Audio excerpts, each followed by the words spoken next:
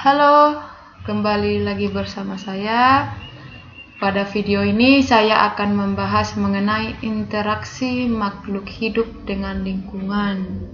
Kata interaksi mungkin sudah sering teman-teman dengar atau teman-teman baca, di mana interaksi itu adanya hubungan atau saling ketergantungan. Artinya, kita akan membahas pada video ini mengenai hubungan atau ketergantungan antara makhluk hidup dengan lingkungannya. Oke, di sini kita akan membahas tentang landasan kurikulum, materi, evaluasi, dan daftar. Tapi kita bahas materi pada video ini mengenai interaksi makhluk hidup dengan lingkungannya. Ada 5 subtema, di mana ada konsep lingkungan, satuan makhluk hidup, interaksi dalam ekosistem, pola interaksi makhluk hidup, dan yang kelima adalah arus energi dan siklus materi atau aliran energi. Yang pertama kita masuk ke materi yang pertama, yaitu konsep lingkungan, di mana di sini bisa kita lihat bahwa lingkungan itu berasal dari kata bahasa Inggris ya, environment, yang memiliki makna the physical, chemical, and biotic condition surrounding an organism. Berdasarkan istilah ini, lingkungan secara umum dapat diartikan sebagai segala sesuatu di luar individu. Artinya di sekitar kita, apapun itu di luar individu. Misalkan individunya adalah saya, berarti segala sesuatu yang ada di sekitar saya itu adalah lingkungan. Nah, begitu. Secara pengertian atau secara istilahnya individu diartikan. Kemudian yang di luar individu tadi atau disebut lingkungan itu merupakan sistem yang kompleks sehingga dapat mempengaruhi satu sama lain. Artinya ada saling keterkaitan, ada saling mempengaruhi dan dipengaruhi. Oke? Nah, kondisi yang saling mempengaruhi tadi yang membuat lingkungan selalu dinamis atau dapat berubah-ubah sesuai dengan kondisi dan seberapa besar komponen lingkungan itu dapat mempengaruhi dengan kuat. Itulah arti daripada lingkungan selalu bersifat dinamis. Ini saya katakan bahwa adanya saling ketergantungan. Artinya manusia mempengaruhi dan dipengaruhi oleh lingkungan, atau disebut dengan istilah aksi koaksi. Sehingga mutu lingkungan itu berkaitan dengan namanya mutu hidup. Semakin tinggi mutu hidup, semakin tinggi pula usaha memenuhi kebutuhan dasar dalam lingkungan. Oke, di sini saya ambil contoh penggunaan tisu sebagai pengganti lap dan sapu tangan. Di mana tisu itu ya bahannya kertas ya. Bahannya kertas. Kertas ini bahan kertas ini adalah pohon. Pohon ini kita peroleh dari hutan. Itulah tingkatannya ya. Di mana kalau kita menggunakan lap atau sapu tangan, di sini bisa kita gunakan dalam waktu 1 bulan sampai 3 bulan bisa. Kita bersihkan lagi, kita kembali pakai lagi. Sedangkan tisu kita pakai sekali pakai buang. Artinya untuk memenuhi mutu hidup yang tinggi, kita butuh usaha yang tinggi pula. Sedangkan misalkan biaya untuk lap atau sapu tangan ini misalkan 15.000 dalam 1 bulan misalkan. Sedangkan tisu enggak cukup karena lebih banyak penggunaannya. Oke, jadi untuk memenuhi mutu hidup yang tinggi tadi, ya kita harus menggunakan usaha, kita harus berusaha untuk memenuhi kebutuhan dengan tinggi pula. Artinya semakin besar usaha yang kita lakukan. Itulah mengenai konsep lingkungan. Kemudian kita masuk ke materi yang kedua mengenai satuan makhluk hidup. Kesatuan makhluk hidup ini lanjutan dari tingkatan organisasi kehidupan yang dimulai dari sel, jaringan, organ, sistem organ. Satuan makhluk hidup dalam ekosistem itu ada 4, ada namanya individu atau organisme, ada populasi, komunitas, dan juga ekosistem. Yang pertama kita masuk ke individu. Individu itu kan termasuk makhluk hidup tunggal, artinya dia sendiri yang dapat hidup secara fisiologis. Seorang manusia, seekor ayam, sebatang pohon, mangga atau pohon apel itu dikatakan individu. Oke? Kemudian individu itu dalam ekosistem merupakan satuan fungsional terkecil penyusun ekosistem. Oke? Itu dikatakan individu. Kemudian yang kedua, satuan makhluk hidup yang kedua adalah populasi. Populasi ini merupakan sekelompok individu sejenis, artinya makhluk tunggal yang sama jenisnya yang mendiami suatu wilayah tertentu. Contohnya tadi makhluk hidup kan, contoh individu tadi seorang manusia. Berarti kalau populasinya sekelompok individu berarti sekelompok manusia, artinya ada perkumpulan manusia yang banyak. Oke, yang sama jenisnya. Kemudian tadi contoh individu ada seekor ayam, berarti kalau misalnya populasinya berarti sekumpulan ayam yang berada di suatu tempat tertentu, misalkan di kandang ayam, isinya semua ayam. Kemudian sebatang pohon mangga, artinya ada perkebunan mangga, semua yang ada di kebun itu adalah pohon mangga. Itu kalau dia populasi. Makhluk hidup dalam populasi ini bisa bersifat kompetisi, artinya ada persaingan, untuk memenuhi kebutuhan hidupnya. Bersifat kanibalisme, artinya saling memakan yang sejenis, dan juga ada kerjasama saling bergotong royong. Kemudian yang ketiga adalah ada komunitas. Komunitas ini merupakan kumpulan populasi atau populasi dari berbagai makhluk hidup di suatu wilayah yang saling berinteraksi, artinya saling ada keterkaitan. Contohnya populasi rumput, populasi pohon, populasi semut, populasi jerapah yang hidup di lapangan rumput. Itu namanya komunitas. Populasi berbagai jenis yang hidup dalam suatu wilayah, itu namanya komunitas. Kemudian yang terakhir ada namanya ekosistem. Kita tahu bahwa ekosistem itu hubungan yang terjadi antara komunitas dengan lingkungan dan merupakan sistem yang bersifat dinamis atau saling berubah-ubah. Itu kalau dia dikatakan ekosistem. Itulah satuan makhluk hidup. Kemudian kita fokus ke ekosistem, di mana tipe kalau misalnya berbicara tentang interaksi makhluk hidup dengan lingkungannya tidak jauh dari ekosistem. Makanya kita fokus ke ekosistem.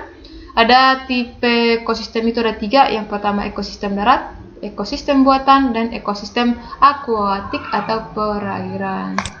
Ekosistem darat itu memiliki tipe struktur vegetasi dominan khas dalam skala luas yang kita kenal dengan nama bioma. Bioma itu secara umum ada 6 ya. Yang pertama ada bioma tundra. Biasanya bioma tundra ini terletak di kawasan lingkar kutub utara yang iklimnya sangat dingin. Hewan biasanya di sini contohnya rusa kutub, ada juga serangga seperti nyamuk. Yang kedua ada namanya bioma taiga atau dikenal dengan hutan homogen ya. Ini biasanya terdapat di daerah antara subtropis dan daerah kutub. Biasanya di sini banyak contohnya makhluk hidup di sini adalah pinus. Kemudian ada serigala, tupai, dan lain sebagainya. Yang ketiga ada namanya bioma hutan gugur atau bioma hutan musim ya. Ini biasanya terdapat di wilayah subtropis dan memiliki ciri khas menggugurkan daun saat musim gugur. Biasanya di hewan di bioma hutan musim ini ada rusa, beruang, rubah, dan lain sebagainya. Kemudian ada namanya bioma hutan hujan tropis. Di bioma hutan hujan tropis ini memiliki keanekaragaman jenis tumbuhan dan hewan yang paling tinggi. Kita di sini mengenal namanya ada burung hantu, ada macan tutul, kemudian tumbuhan itu ada yang liana atau epifit. Kemudian ada stepa dan sabana. Kita tahu ya, ini bukan hal yang jarang lagi. Stepa itu berarti padang rumput yang luas tanpa pohon, sedangkan sabana itu padang rumput yang ada pohonnya. Itu secara singkatnya ya. Kemudian yang terakhir ada namanya bioma gurun. Nah, bioma gurun ini merupakan yang curah hujannya sangat rendah. Kemudian kecepatan penguapan air lebih cepat. Kalau tumbuhan di sini nih ada biasanya kaktus, ya kita tahu lah kaktus. Kemudian kalau hewannya unta, mungkin ada tikus juga, tapi kalau di gurun itu biasanya kita kenal ada kaktus, tumbuhan, dan juga Unta ya. Oke, itu kalau dia ekosistem darat. Sekarang kita masuk ke ekosistem perairan atau akuatik. Oke, yang pertama ada namanya ekosistem air tawar ya. Ekosistem air tawar. Contohnya danau, yang paling ekosistem danau. Kalau ekosistem air tawar ini secara fisik dan biologisnya perantara ekosistem darat dan ekosistem laut. Oke? Artinya organisme laut yang pindah ke lingkungan air tawar. Kemudian ada namanya ekosistem air laut. Ekosistem air laut itu ada namanya zona litoral atau kelompok ekosistem ini pantai. Kemudian ada zona laut dangkal atau neritik, yaitu zona yang masih dapat ditembus cahaya matahari sampai ke dasar ya. Kemudian ada namanya zona oseanik, di mana ekosistem laut ini kedalamannya tidak dapat ditembus cahaya matahari sampai ke dasar, sehingga bagian dasarnya paling gelap. Oke, dan yang terakhir ada namanya ekosistem pantai. Ekosistem pantai itu terletak berbatasan dengan ekosistem darat, laut, dan daerah pasang surut. Ini dipengaruhi, ekosistem pantai ini dipengaruhi oleh siklus harian pasang surut. Itu kalau dia ekosistem perairan atau akuatik. Ya, sekarang ke ekosistem buatan. Tahu jelas lah ya, kalau namanya ekosistem buatan berarti udah ikut campur tangan manusia, ada campur tangan makhluk hidup lainnya. Oke? Yang sengaja diciptakan manusia, itulah namanya ekosistem buatan. Ikut campur tangan manusia atau sengaja diciptakan manusia untuk memenuhi kebutuhan hidupnya. Yang pertama ada hutan tanaman industri. Nah, ini merupakan hutan yang sengaja ditanami dengan jenis tanaman industri. Misalnya ada jati, ada pinus, ada mahoni. Pokoknya tanaman yang ada di hutan tanaman industri ini bermanfaat atau digunakan dalam mengatasi permasalahan agraria. Oke. Kemudian ada namanya bendungan. Terus bendungan itu kita tahu ya, suatu bangunan yang digunakan untuk menahan, yang berfungsi atau penahan atau penimbun air untuk keperluan tertentu, misalnya untuk irigasi, pembangkit listrik, dan lain sebagainya. Itu kalau bendungan. Kemudian yang ketiga ada namanya agroekosistem. Agro itu ya lebih ke pertanian ya. Itu merupakan suatu ekosistem buatan berupa ekosistem pertanian, misalnya sawah maupun sawah irigasi, sawah rawa atau dan lain sebagainya. Kalau agroekosistem ini merupakan ekosistem yang dengan sengaja dibuat untuk keperluan pertanian. Kita kenal dengan agro. Itulah kalau ekosistem buatan ya, ada hutan tanaman industri, ada bendungan, ada agroekosistem.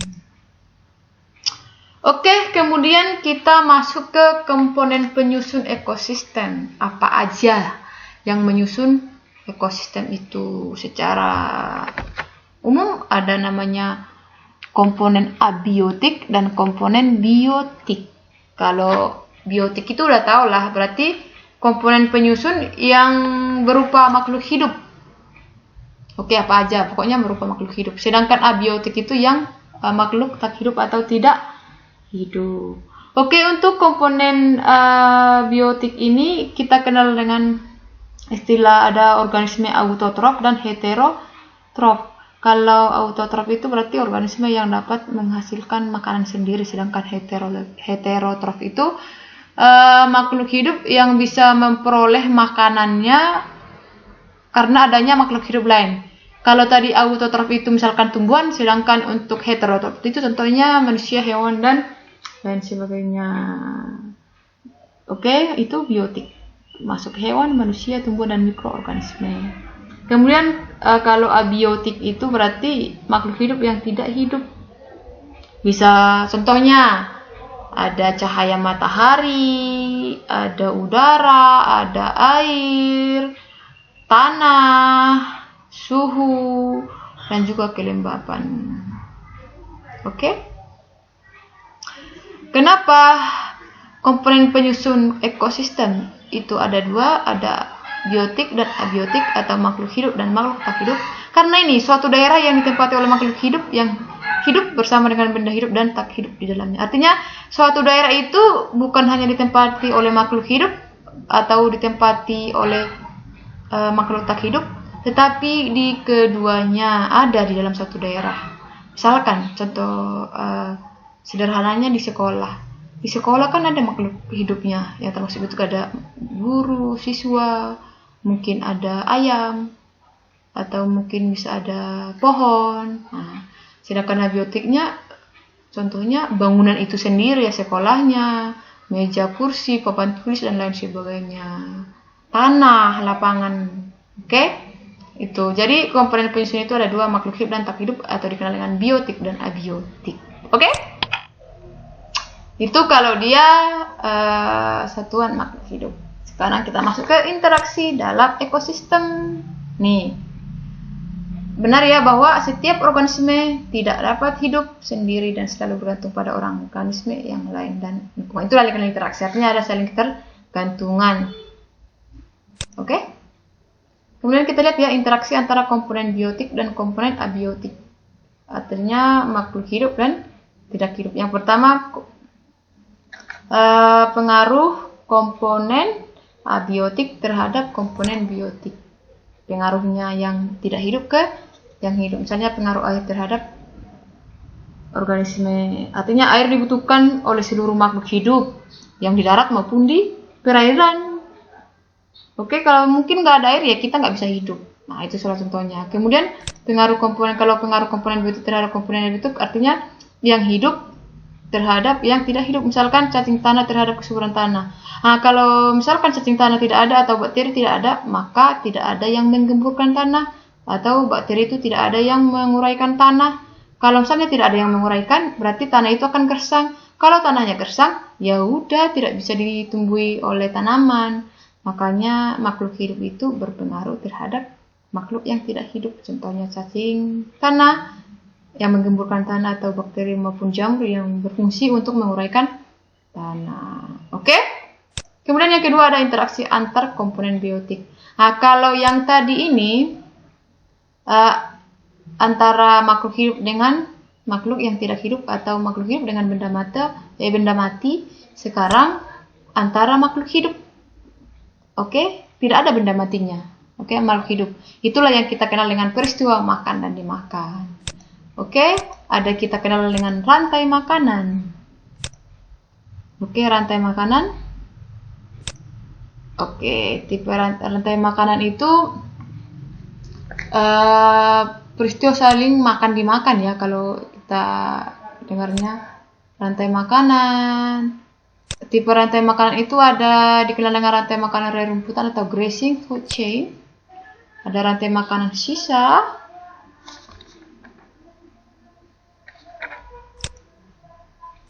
Oke, kemudian untuk ekologi rantai makanan ada rantai pemangsa, ada rantai parasit, dan rantai saprofit.